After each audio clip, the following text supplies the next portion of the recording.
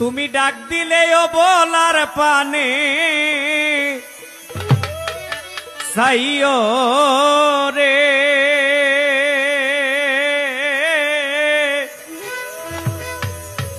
ও প্রাণ বন্ধুয়ারে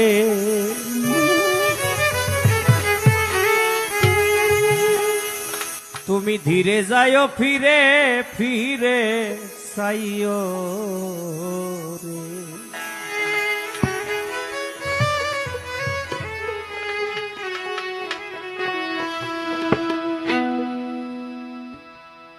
আমার রাসূল পাক সাল্লাল্লাহু আলাইহি সাল্লামের জীবনী পড়লে দেখা যায় ওনার রূহ মুবারক নেওয়ার জন্য যখন আজরাইল আসলো, আয়েশা আজরাইলে সালাম জানায়, আসসালামু আলাইকা ইয়া রাসূলুল্লাহ, যদি আপনি অনুমতি দেন আপনার রূহ মুবারক আমি নেব, আর যদি অনুমতি না দেন তাহলে যত দিন যত বৎসর মনে চায় আপনি থাকবেন, আল্লাহ আমাকে ওইভাবেই হুকুম দিয়েছে। আমার নবী বলে, আজরাইল আমি দুনিয়ার অনেক কিছুর স্বাদ গ্রহণ করেছি, কিন্তু এই স্বাদ আমার অপূর্ণ হয়ে গেছে, তুমি তাড়াতাড়ি তোমার দায়িত্ব পালন করো, আমি সেই মরণের স্বাদ পেতে চাই। তবে আজরাইল আমার একটি নির্দেশ, কি? তুমি আমাকে মৃত্যু যন্ত্রণা দিও। আজরাইল কয়, হে আল্লাহর নবী, আপনাকে যদি আল্লাহ সৃষ্টি না করত আমি আজরাইলেরও সৃষ্টি হইতো না, আপনাকে আমি মরণের যন্ত্রণা দিব সেই দুঃসাহস আমার নাই। আমার আল্লাহ আমাকে ক্ষমা করবে না। আমার নবী বলে, আজরাইল রে, তুই যদি আমার হুকুম অমান্য করিস তবু আল্লাহর কাছে তুই দোষী হয়ে যাবি। আল্লাহ ডাইকা কয়, আজরাইল আমার বন্ধু যে কেন মরণের যন্ত্রণা চায় এটা আমি বুঝতে পারছি, তুমি আমার বন্ধুর একটু যন্ত্রণা দাও।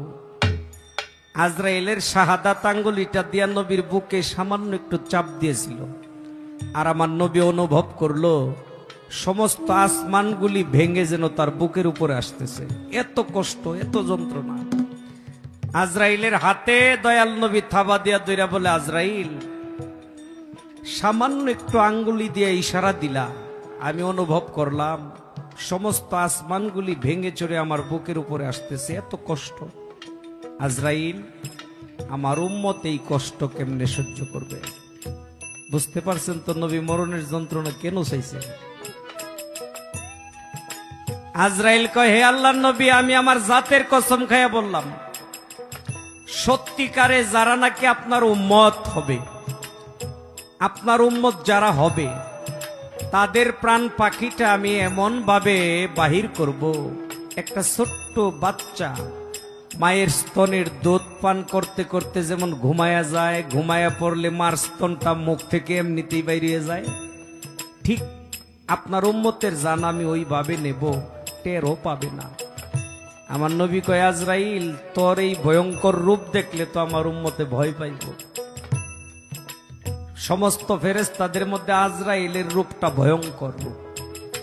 এবার আজরাইল বলে, হে আল্লাহর নবী, আমি আবারও কসম খাইয়া কই, যারা আপনার উম্মত হবে তারা আমার এই চেহারা, আমার এই ভয়ঙ্কর রূপ দেখবে না।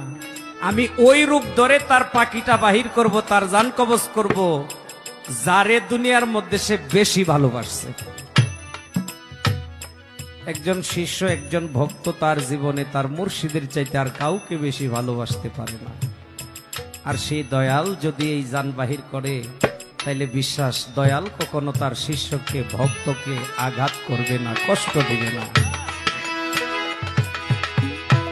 তুমি ডাক দিলেও বলার পানে রে, তুমি ধীরে যাইও ফিরে ফিরে সাইও রে।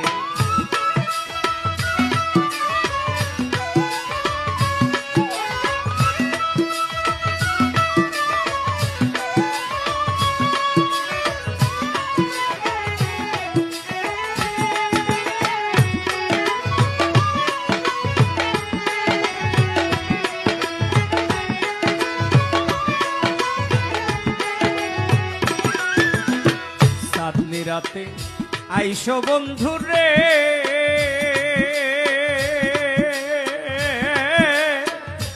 ও বন্ধু রে, সাদেরি বাহা তোমারে বানাইয়া রাখবো আমার গলার হার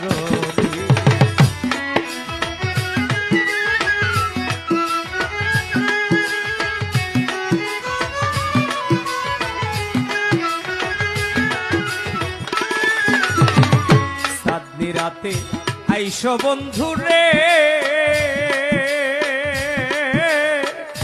ও বান্ধব রে সাদেরি বাহা তোমারে বানাইয়া রাখবো আমার গলার হার আমি আত্মাতে মিশাইয়া আত্মা ফাই করে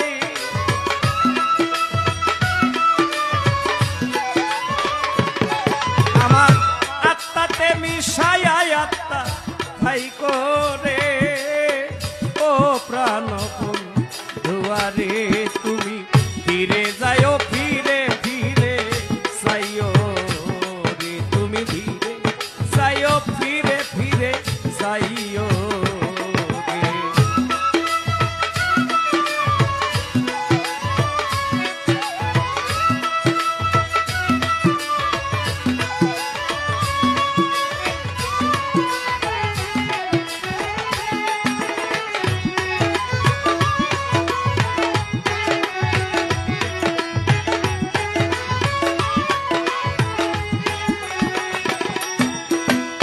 আমার যেদিন হইবে বিয়া রে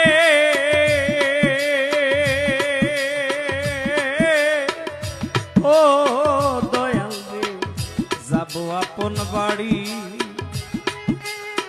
বাজার থেকে কিনা আইনো সাদা মার্কিন শাড়ি রে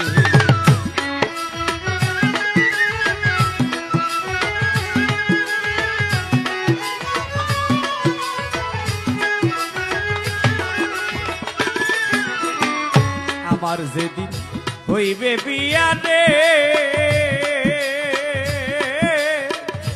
ও দয়াল রে যাব আপন বাড়ি আমার লাইগা কিনাই আইনো সাদা মার্কিন শাড়ি নিজ হাতে নববধূ সাজাইও রে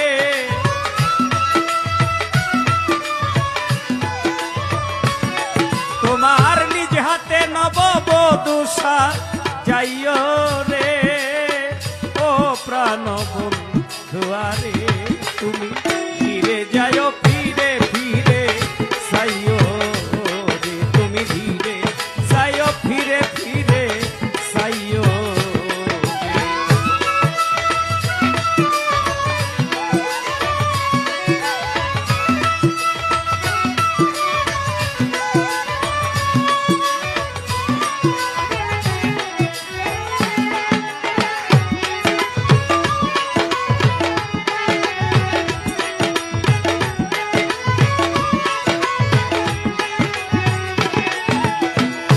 আমার বিয়ার যাত্রী যারা চারজনারে দেখি তারাও নাকি ছেড়ে যাবে আমায় দিয়া ফাঁকি রে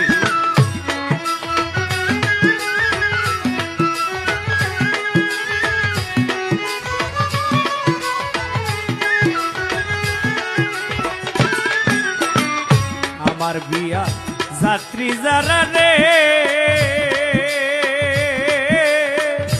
ও বান্ধব রে চারজনারে দেখি তারাও নাকি ছেড়ে যাবে আমায় দিয়া ফাঁকি রে সাধক চান মিয়া কই সঙ্গে তুমি তাই করে